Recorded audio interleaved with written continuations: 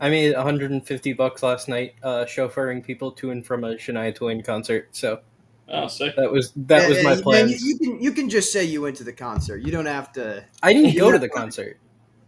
All I right. should have. I did drop off and pick up. Yeah, we have to. Aaron, I heard Aaron Judge was at the Shania Twain concert. That's what I heard. He was playing baseball in Atlanta. He Wait, has is a it- rock I didn't solid realize it alibi. was. I didn't realize she called it the low leverage tour. That's crazy. That's fucked up, dude. Bang! Hey! Boom, boom, boom. Shania Twain presents the first inning tour. Yeah. Aaron Judge, we will be there. Fuck. Ay. I think it's easy for us to just do the second one of just like who has been, and I'm gonna say guys that have impressed us. Let's not do. I don't want any all-stars here. I want some guys that, for one reason or another, you happen to catch them at the ballpark, you happen to be watching a game on MLB TV, a guy that has really caught your eye this year and has quietly been rather impressive. I think we should start that way. I think that's the best way. Because I think a lot of the times when it's like, who's impressed you in the first half? It's like Juan Soto's Armstrong. first season. And it's like, okay. Uh, Okay. Yeah, I'm sure, guys. There is actually one thing I will say that I forgot to mention yesterday when we were doing All-Star Game stuff. I feel so happy that Francisco Lindor is finally on the other end of getting into the All-Star Game when another guy had better stats. He's been on the wrong end of that for like 5 fucking years straight. And I'm sorry, LA De La Cruz fans. No, I'm not. You guys hate me anyway. I don't give a Trey fuck. Turner was the guy who, like, if we're being realistic, should have. Sure, you can say Trey Turner too, but guess what? That was we've kind of fucked up and put a guy way worse in for 5 years over this guy. That was his first All-Star game as a Met. Yeah, but That's that's crazy. not the fault of MLB. That's the fault of Mets fans hating a great player for no reason. I think that's part of it, but it's also like the one team bullshit. Like when they had Orlando Arcia starting in the All-Star game. Like, what are we doing? Fan voting is half the battle. It's obviously the most important half of the battle, but there's a lot of shuffling around that takes place when the fan voting is all said and done. And for Lindor to never come out on the right side of that is pretty crazy in his time as a Met. How has no one... Dude, if I was a guy in Lindor's status, what stops me from finding who like the third string reserve guy, and like let's say you catch wind that like you would be next? I would just straight up be like, how's like 10 grand in a Rolex sound, and you cite you want to spend some extra time with your girlfriend, and then that way I also get an All-Star game nod. I mean, I don't think there's anything stopping him. If it were me, maybe I'm it PSA. Any does away MLB with player the that's got on- funky I mean, money. also, I think the thing that stops them is that a lot of guys, like, it's an experience to go to the All-Star game. Like, that's, like, there are so many guys who, like, dream of that as, like, part of their, like, MLB bucket list. I'll say this, though. If you get named as a replacement, it still shows up. It's still, It's you on are the B-Rep still an page. All-Star. Yeah, you're still an All-Star. Do you know what So I'd here's- rather have? You know what I'd rather have? A weekend on the beach with my girlfriend as opposed to a weekend in Milwaukee, Wisconsin in 2031. Sure, but Atlanta's cool. Those are Like, the same Atlanta's- thing. Yeah. Milwaukee, Wisconsin will be Hey, the last time they had the All-Star game in Milwaukee is when it ended in a tie and everyone hated it. So it's a cursed place. My thing is like what is stopping, like if you're Lindor and you've already had the All-Star nod, why do you not just want to spend that to go on vacation yourself? Oh, I'm suggesting I do. This is what I would do. I buy who's a good like. I buy Dansby Swanson and which I mean they don't need it, but like as the gesture you do it, right? You buy Dansby Swanson and Mallory Pugh the vacation to Turkey, right, for the 3 nights or whatever. Then all you have to do is just turn around and do the same thing. Be like, yeah, bro, send my family to Disney World. Mason Wynn, you can go to the All-Star game. I don't give a fuck. I've already been. Like, wait, so you pay someone for a vacation so they don't go. You get the nod, and then you immediately commit to going to a vacation yourself. Yes. So you get the bump. Like, if it were me, I don't know. I'm directly suggesting something that is like probably. I think the best solution is just. Yeah, yes, Rudy, but allow me to make the pro player. The Phillies paid out Christopher Sanchez's bonus, even though he didn't make it. Because that's what I'm saying, Rudy. Think about the number of guys that have it in their contract, where like they get a $250,000 for making the All-Star game. I'm looking out for those dudes. Like a $10,000 3-night trip to Disney World pales in comparison to that $250,000 you're gonna get because you got to. That's also like if the person who was originally selected wants to be an All-Star, like that's an experience that often you can't replace. Because there are a lot of guys who aren't going to make another All-Star team. Insert Ted DiBiase. Everybody's got a price. If you're good enough, like. I also think, like, if we're crafting ideal scenarios here, I feel like the answer is to take out all-star clauses in player contracts. Like, replace that with another incentive. Sure, okay. But again, I go back to like, all right, as long as I'm not trying to be anti-player though. I think it's good to have that I think it's good to have incentives to have guys play more games and like, you know what I mean? Like otherwise you run the risk of the NBA problem, which is like the NBA had to start introducing incentives to even be eligible to win awards because guys would like sit out and stuff. So I think that Yeah, I'm wondering if there's a way, like I feel like I can't decide if it's more player friendly or team friendly to have like a statistically objective incentive in place of being selected for the All-Star game. Because in some sense then, right, like teams have now established the precedent for starting to pay out All-Star bonuses even for guys who didn't make it. Because the Rangers also did that for Eovaldi this year. Right. And so if you're a player, I feel like it's easier to say like, okay, I just have to hit this many innings or I have to, get this many strikeouts or whatever it is, a pitcher, to trigger this bonus as opposed to I have to make it, into a game that's ultimately, not under my control really. And the other thing is, why are we talking about this? This is such a nothing conversation piece. It's interesting. It's interesting. No, to it's talk not. About. It's interesting to us. It's interesting to us. We have an audience of fucking nerds that want to like get into the nitty gritty of. Oh yeah, this is gonna get another 200 views on TikTok. Hey, here you go. Aaron Judge is mid. There you go, Peyton. Just cut that in the middle so people keep watching. Okay. Not every TikTok is Rudy, I get what you're saying. It's an interesting conversation because it goes into like, I mean, like we all. Oh man, I shouldn't say we all. But Rudy, do you remember when?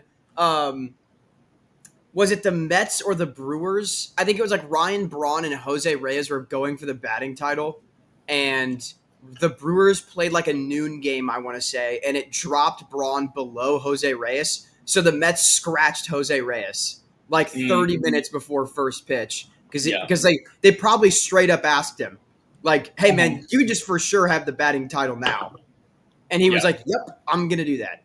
Like, I wonder, like you said, if you introduce it where it's percentages based.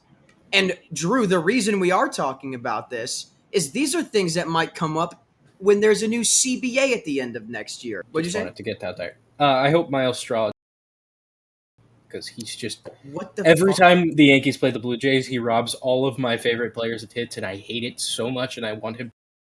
Well, I think you need to remember that I have Kevin Gausman fantasy, so it will be an outrageous shove job. Yeah, but Jason Dominguez can get a single. He had a the guy that's going to lose mile-an-hour line drive with a 900 XBA. Let me throw that one out there. Guy's going to lose his job to Spencer Jones.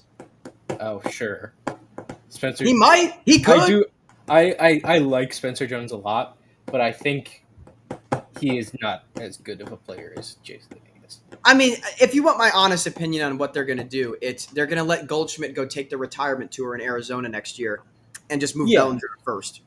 Well, I think it's going to be kind of the same rotation they have now, where it's like all four of their outfielders play a lot. Bellinger gets some time at first. Rice plays a lot of the time at first.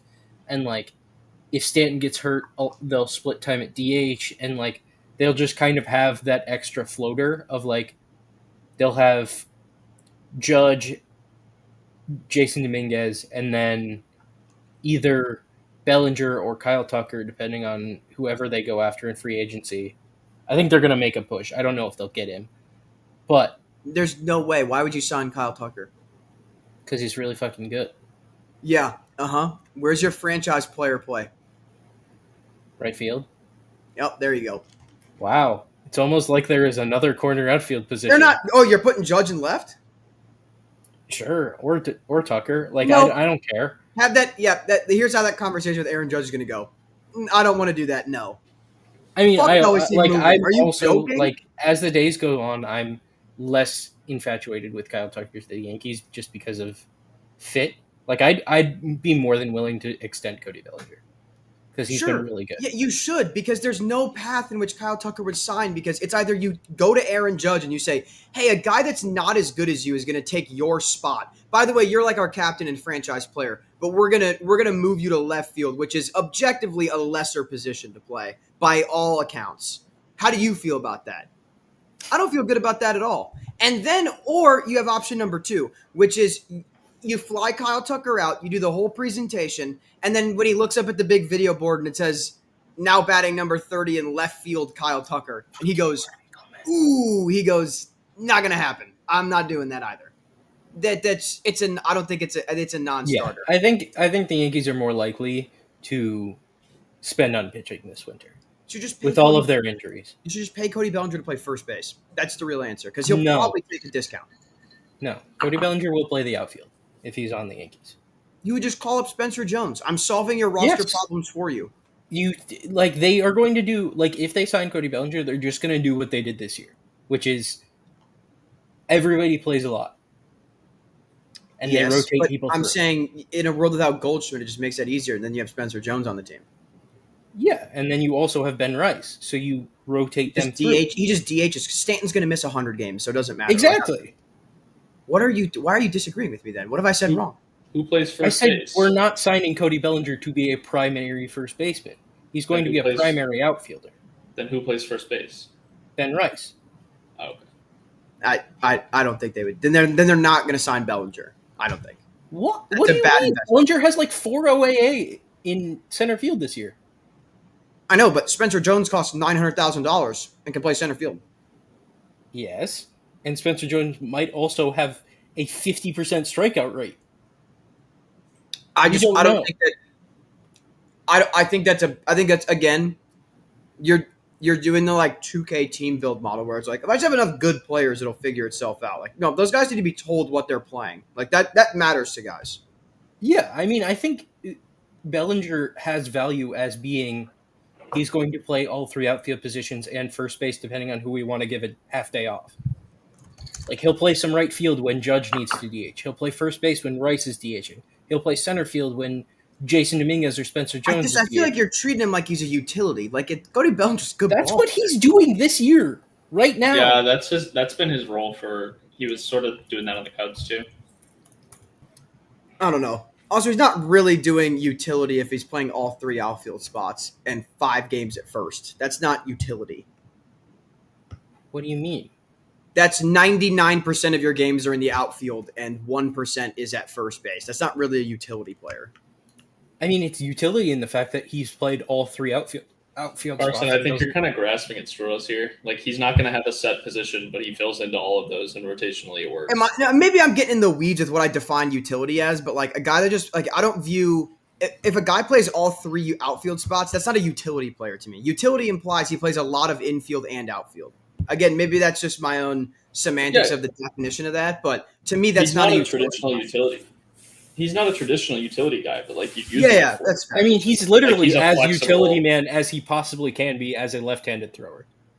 Yeah, like he plays all of the possible positions a left-handed thrower could play.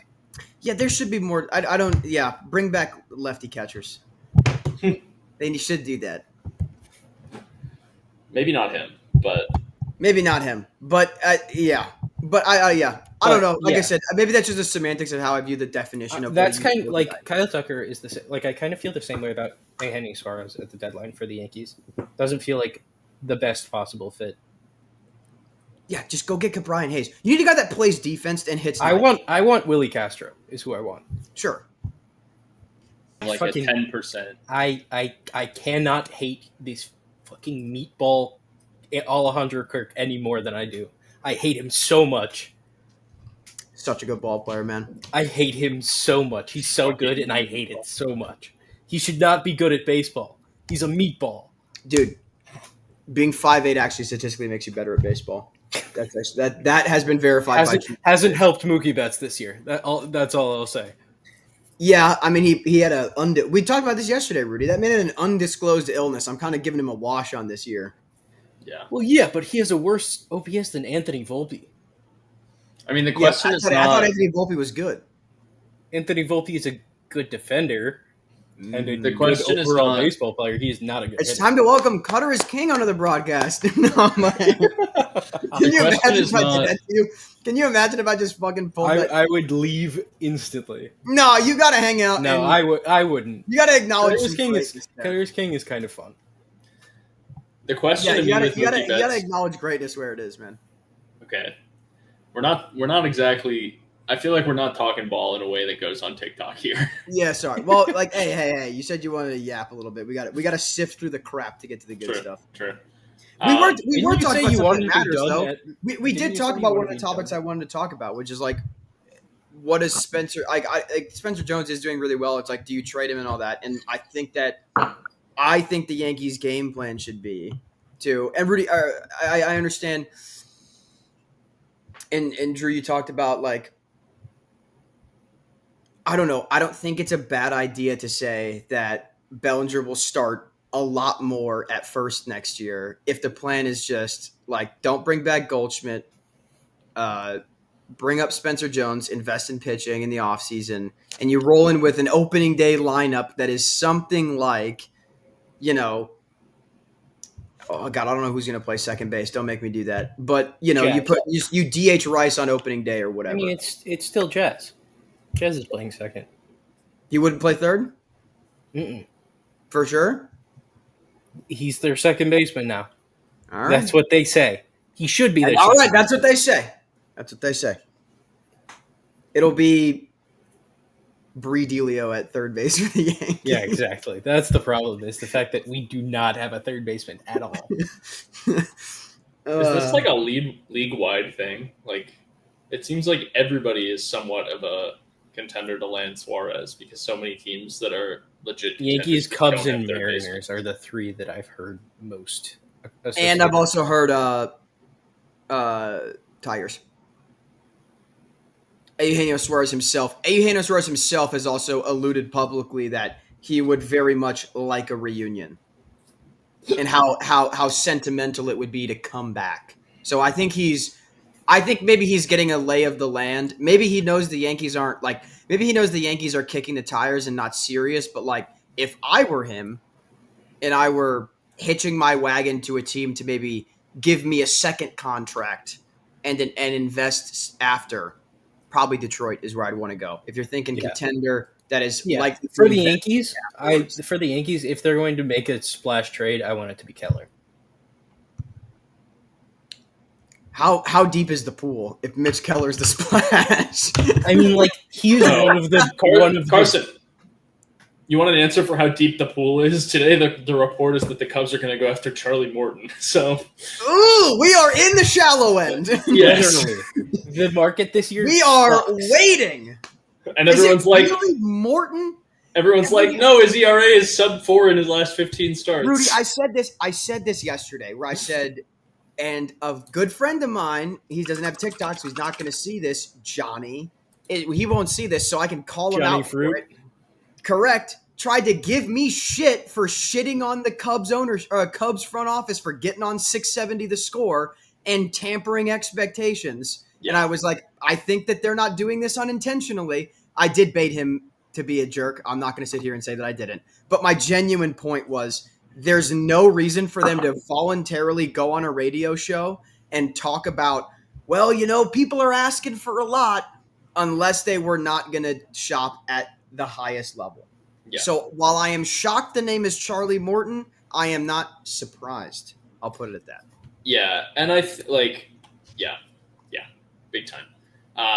And that would be underwhelming. I mean, it fits with what I said yesterday, which is that I think pitching-wise, the Cubs are going to look more at depth-type starters that will contribute to covering your total amount of innings for the season without necessarily being a new ace, as opposed to trying to come up with an impact starter. But, again, 41-year-old Charlie Morton, I don't know if that's it. He might come cheap. I don't know. I don't know what that negotiation looks like. Is it this guy's 41 and he stunk to open the year, or are the Orioles actually trying to claw back with he's been exactly cut off the first month of the season and he's been exactly the pitcher that you want to acquire and you need to pay accordingly. And they're not going to take a low ball for that. I mean, yeah, it'll always be down to the price tag. Yeah. Yeah. But it's disgusting to hear that's what I've been hearing in terms of Keller for the Yankees is the Pirates want either Schlittler or Warren as the centerpiece, at least. Yeah, I just watched Will Warren punch a dugout, so I'm gonna go ahead and say he can go. Dumbass. I'd be fine with trading Will Warren for Keller, dude.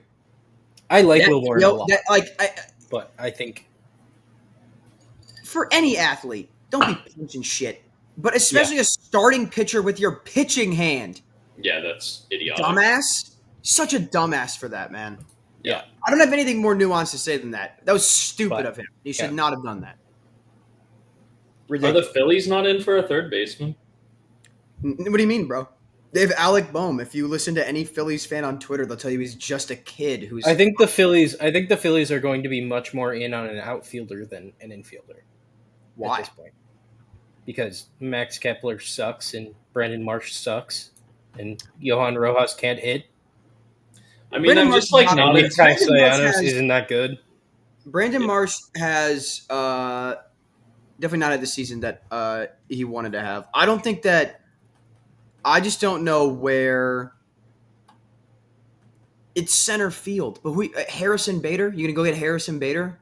I was interested in trading them Trent Grisham for a little while. Sure, that would also work. But Harrison, I mean, you can avoid.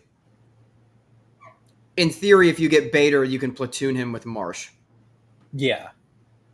Which and the cost of acquisition is probably a lot less. Yeah. Although, I mean, not to say Bader's having a bad year, but that feels.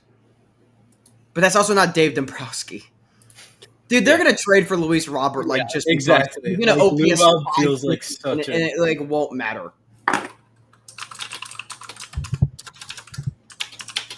I'm pretty sure Mr. Luis Robert finally got his OPS over 600. By the way, woof.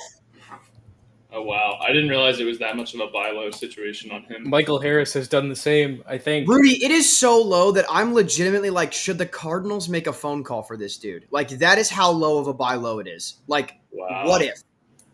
That's insane. And we're not even legitimately buying, but I'm I'd make a phone call and see what they want. This organization, man. I'll say this. They're doing a lot of stuff right. I mean, yes. But think about 4 years ago, the team that made the playoffs and where every single player on that team is now. Yeah. Rudy, don't get me wrong, man. There's a very famous video on our account of Scott and I kicking our feet and giggling because we both experienced people from Chicago, Cubs and White Sox fans for different reasons, telling us that they would reign for 1,000 suns, and it was a 2.5 year window, and then that was over. So I know how much White Sox fans have trotted themselves out there. Yeah. May I say, though, it's still a great ballpark experience, I will say. If you're not a White Sox fan, so you don't feel guilty about giving them your money, great time. Yeah. I had one other thought about the pitching market, which is that yesterday we were talking about what the Royals should do Mm-hmm.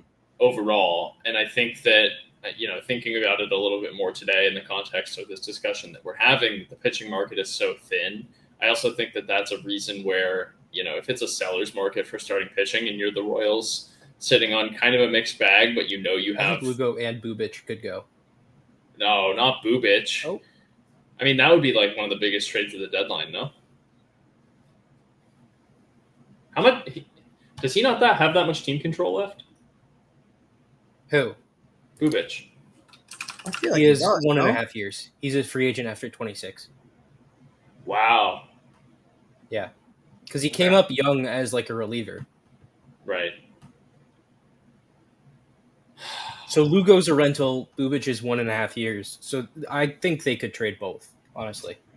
Yeah, Bubic Guys, feels like shocker, a guy that my real quick, just while we're on the air, shocker, my Brady Singer trade that the Reds made. Yeah, he's absolutely pooping his pants against the Nats right now. He fucking stinks, dude. That was a terrible acquisition by the Reds.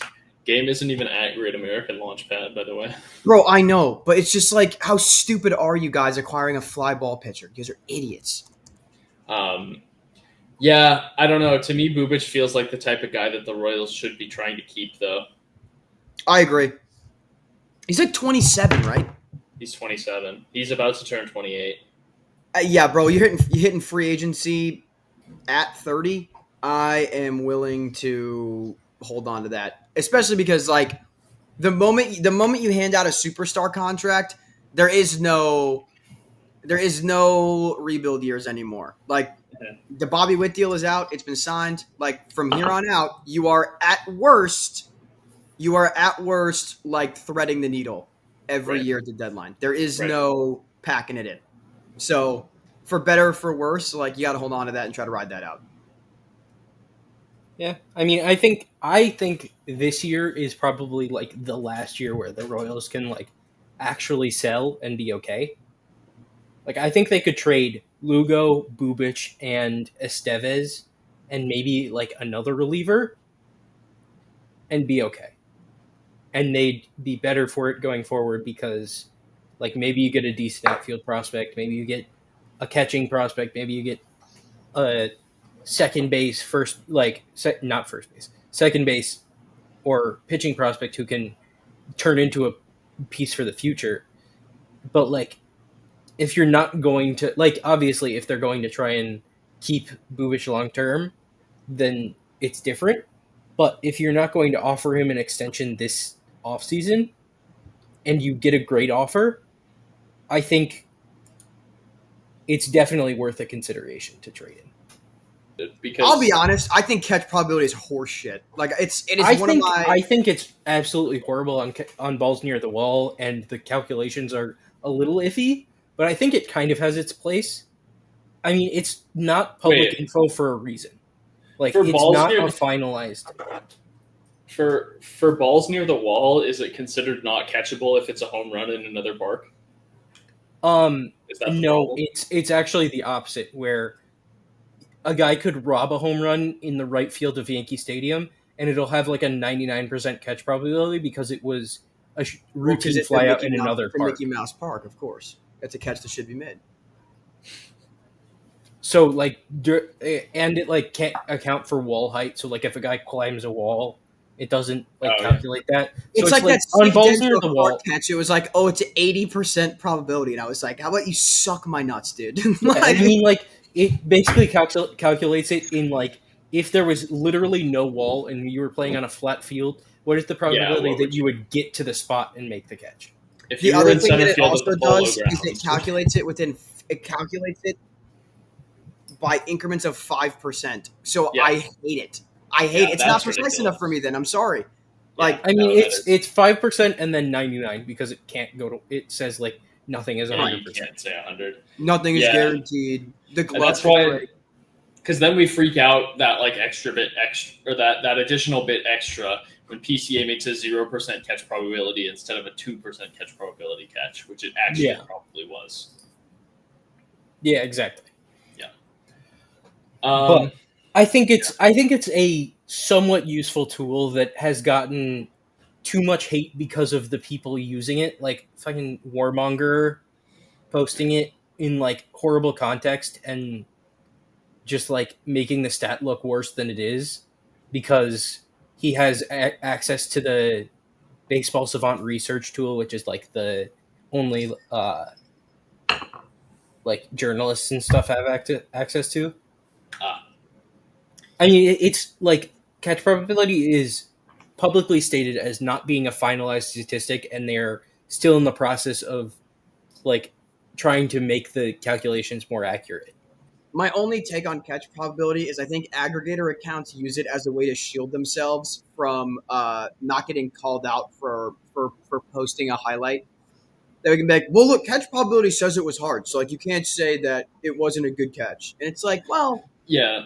Well, you're kind of getting at another, like, you're getting at the idea that I was going to say, which is that I think that it sort of detract, like, I don't know. I mean, I think To me there's a line to draw as far as objectifying statistically the act of watching baseball, and catch probability is maybe going over that line in the same sense almost that like having the strike zone shown on every broadcast for a lot of people is over that line as well. It's like we should be able to appreciate a good catch without having a number to tell us that it was impressive.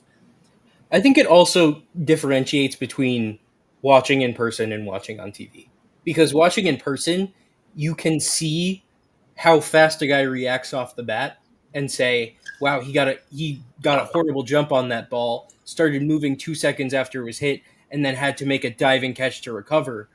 But you don't see that on TV. You only see him closing and then making the catch. So you might be like kind of fooled by that.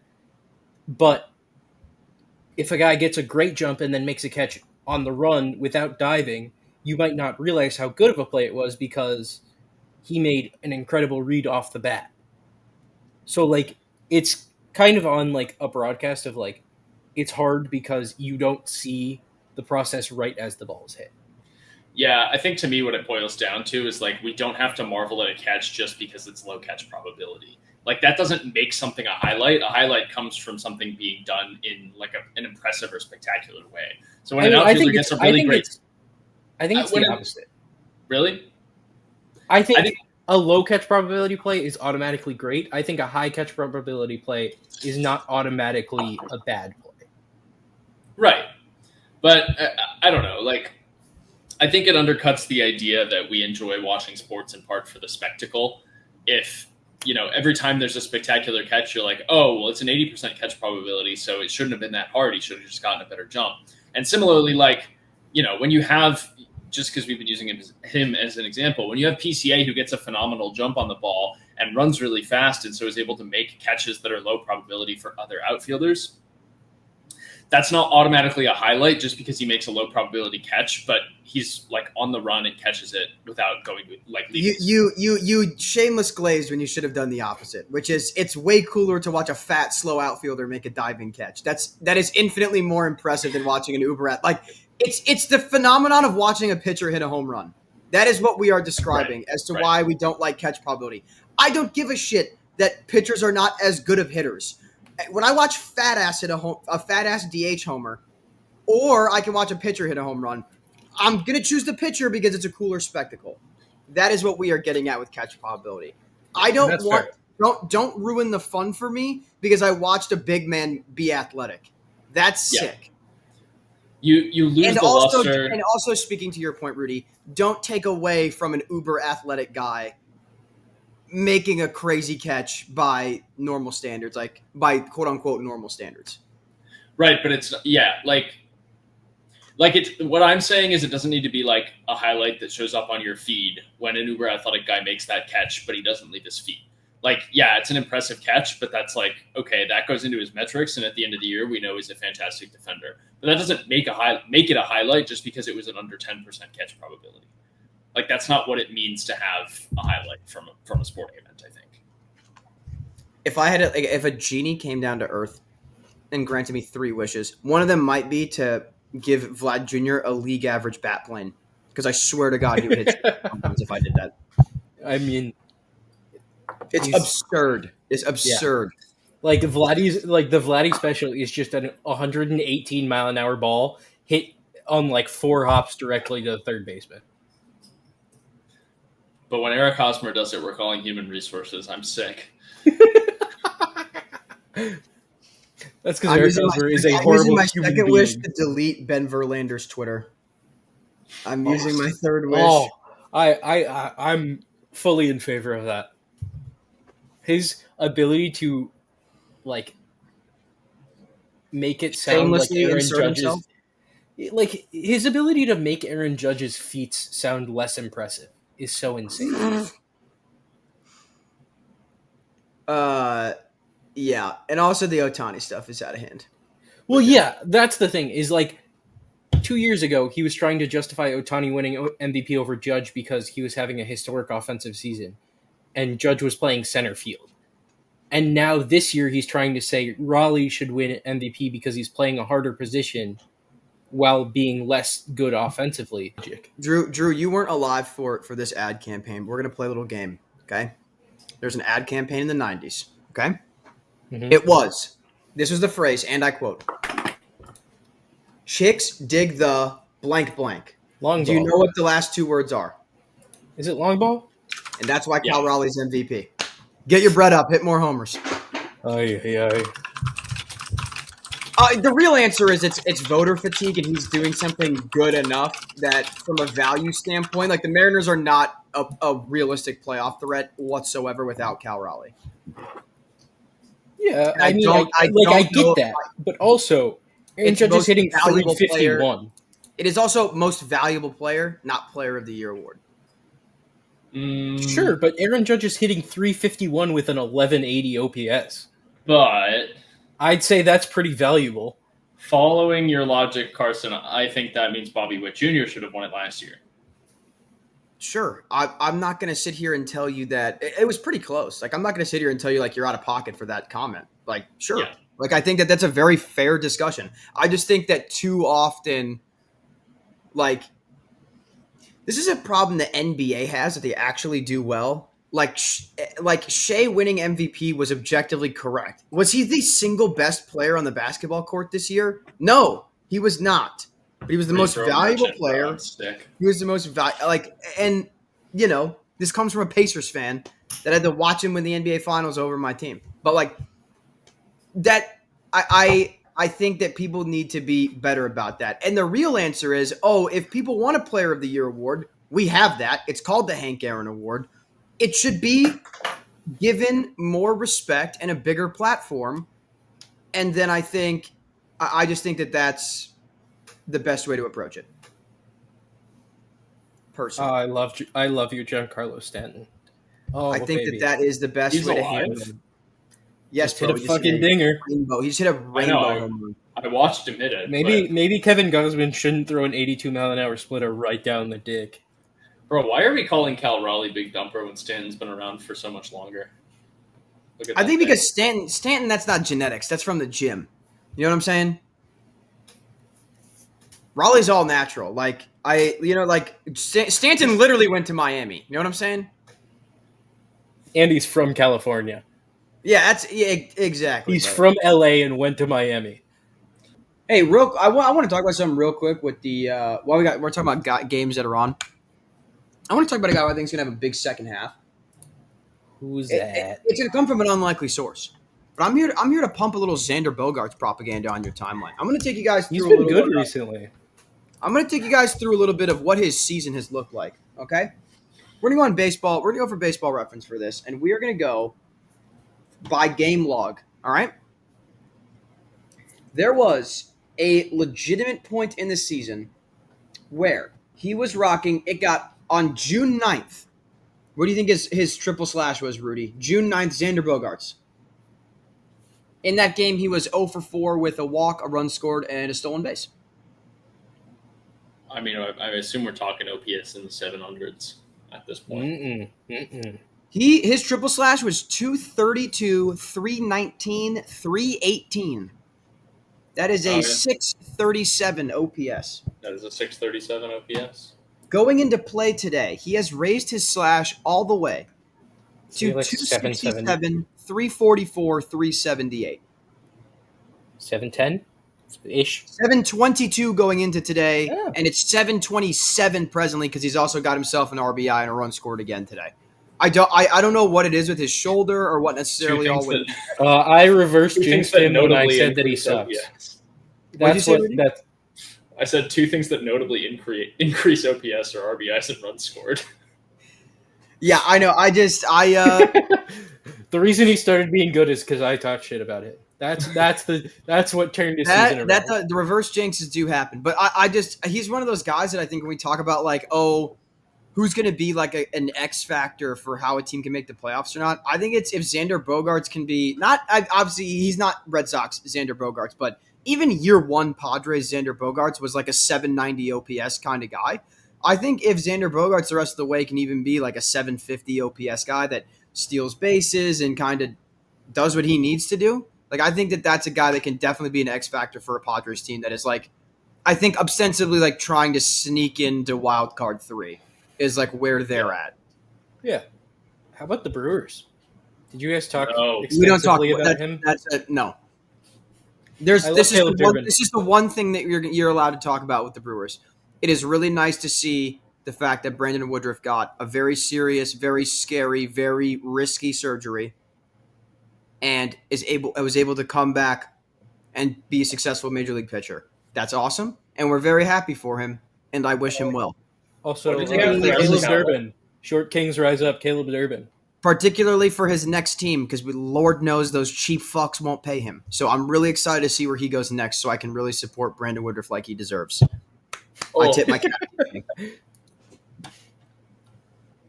Nico Horner just took a disgusting swing. As in, like, swung at a pitch out of the batter's box or something? Way out of the batter's box. Hey, speaking of Chicago baseball, how about the White Sox?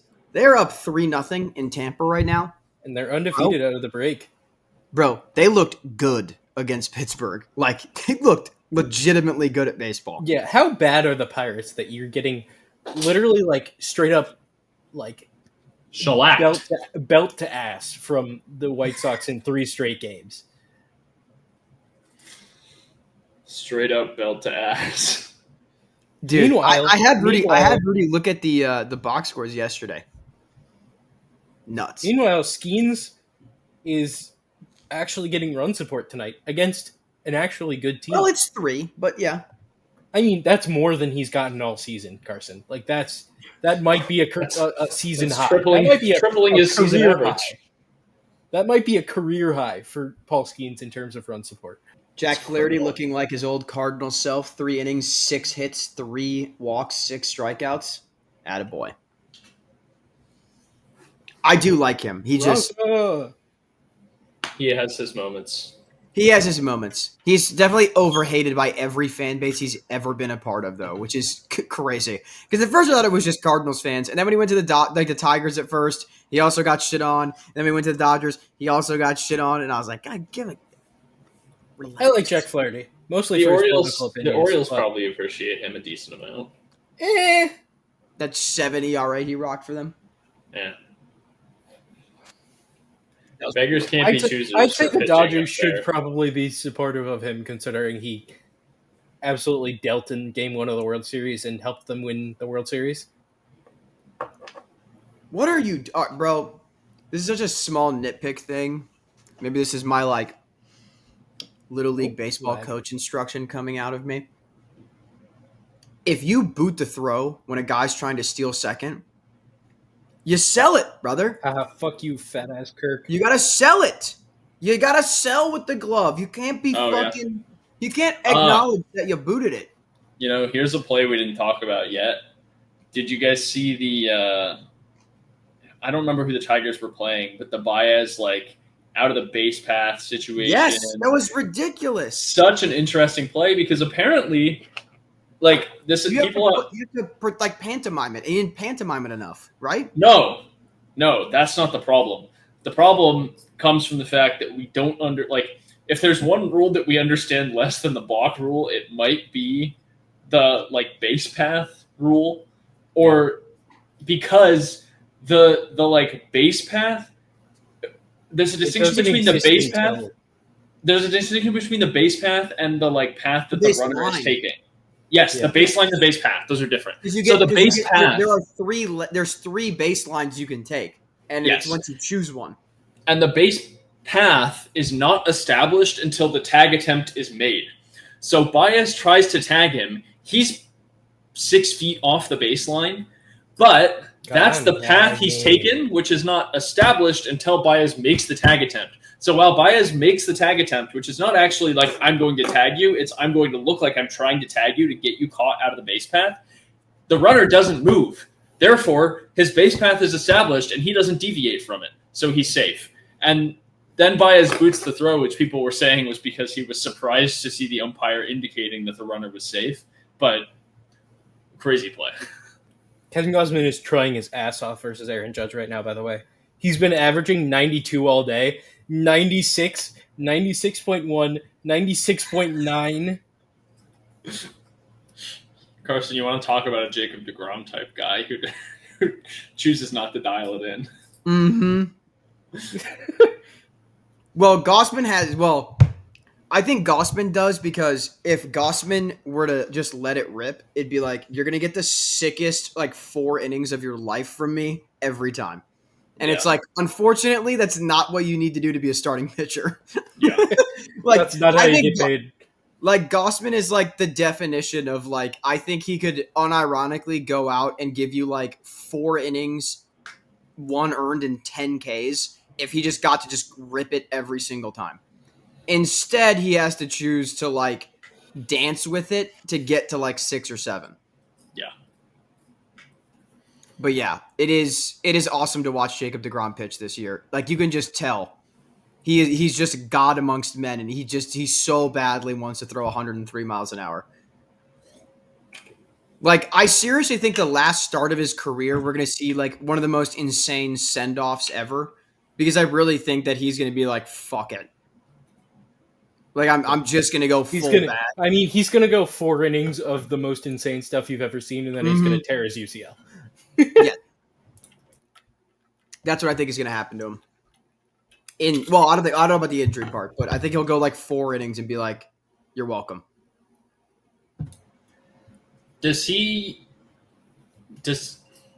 Okay, presumably he has work to do to actually be a Hall of Famer, right? Oh, He's in. Probably. Did he just hit Yeah, it Rudy. there? Rudy, how does it feel to this is yeah, never mind. Rudy's He- claim to okay, fame wait, on wait, this wait. account I was is gonna be mean and be like, jacking how off. does it feel to watch a game where you can't lose because you refuse to only root for one team? But I don't want no, to. I'm rooting for the Cubs. Why? Why? Don't you want the Royals to not tank it? Don't you want them to they need to go on a bit of a heater here. Give me a second because Jack hit an opposite field home run into the basket, and a fan fully dived full body into the basket to get it. That's incredible. Dude, okay, can I say this about the Wrigley basket thing? People are like, oh, that's why it exists. That's why it exists. It's like helmets in football. You give people a false sense of security by having the fucking net up.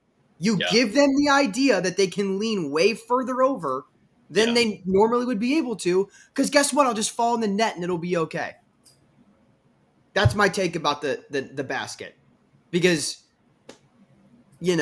every once in a while, it bites the Cubs. It bites the Cubs, doesn't bite the opposing team. And it's like, why do we have these again? And I'm like, I agree. You guys should just get rid of them.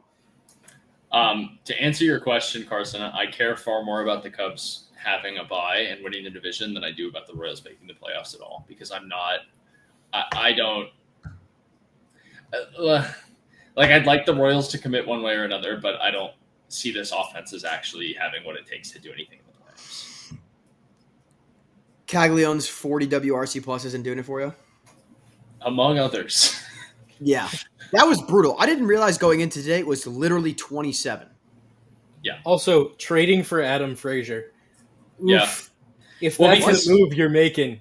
The Royals traded for Adam Frazier last week. Yeah.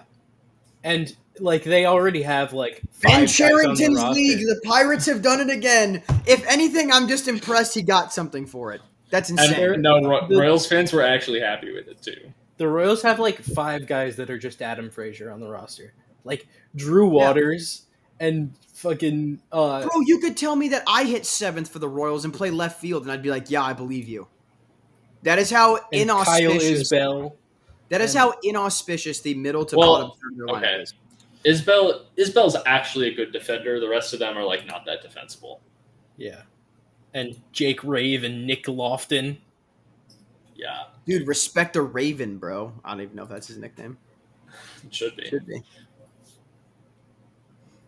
It's John Rave, by the way. Oh, I'm thinking of Jake Cave. Yes, you are. We're raving off, baby. We're raving off. It just doesn't make any sense. The Royals have an impressive backlog of guys who are just so aggressively 4A players at best. Nick Prado. Oof. That guy. One of the greatest AAA hitters of our generation. Nick Prado, right up there with Mash Mervis.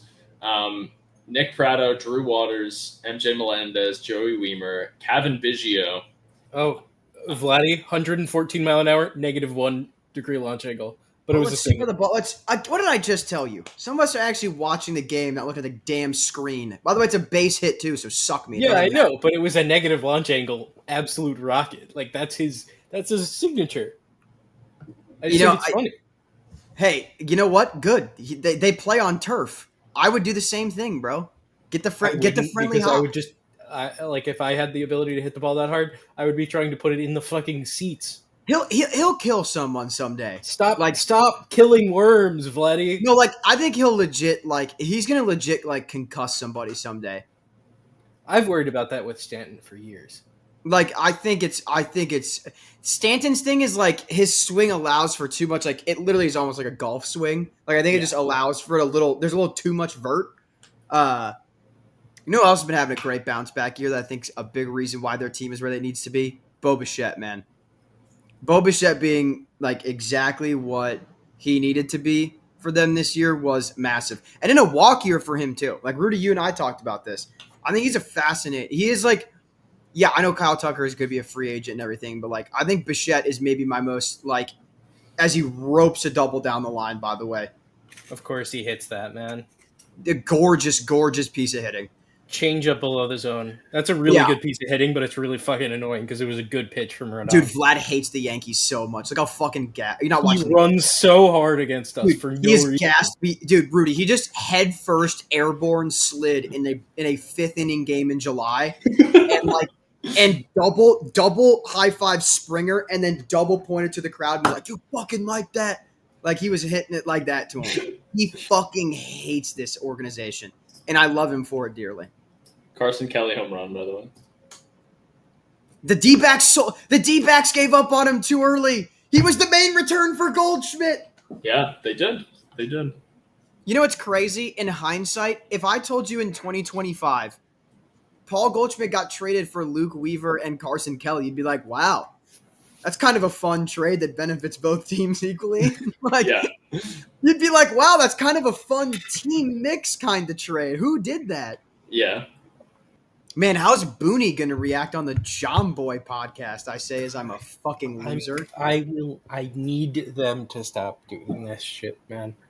I don't know how much longer I can take it. It's the most asking your dad's friend that has a cool job shit I've ever seen. What's it? So in the 7th inning, why did you? That's what every fucking clip of that sounds like to me. Where it sounds like it so tugging much. on an adult sweater. Excuse me, do you know why you And then the other dude sits there fucking. That's not what I would have done. Awesome, dude. You're not a manager. Yeah, you're not there. I'm sure you wouldn't have, bro. I'm sure you also would have hit Control-Alt-Delete and force closed your OTP save so that game didn't happen. I'm sure. Oh! Stay fair. Matt Shaw tank. I'm a believer, bro. I'm a Matt Shaw believer. I think he's going to be okay. 3-run homer. Adjustment period. The Sox are up 6-0 on Tampa. What is happening, bro? Is it clicking? Have they just called up enough young dudes that are actually not dog shit at baseball? Like if we finally hit it. Oh my god, I hate David Schneider. When I say Matt Shaw tanked, by the way, it was 102.6 off the bat. Dude, I'm so glad that people are giving the Mets the Mets are broadcasts. giving the Mets camera guy the love that he deserves. Like it's one of those, for those of us that like, it's my team maybe they're playing on the West Coast or my team they're playing on the East Coast and my game hasn't started yet. Let me just throw another game on MLB Network, or excuse me on MLB TV, bro. Anytime the Mets are on, I'm always throwing that Mets broadcast on for that I reason. gotta start doing that because they have a great Camera booth work is up so there. good, too. man. They- It's just they- I like Cohen a lot. I hate their color guys. You hate what? They're shut up. Carson. Their color commentators are. By the way, this Davis Schneider at bat is still going on. So It's still going. Yes! Keith Hernandez is. Keith like, Hernandez the is worst good. person Respect the 1980 National League MVP, bro. Respect. I mean that neither of those two statements are correct. He is not the 1980 MVP, and he is not a good 81, commentator. 79. He's got one of them.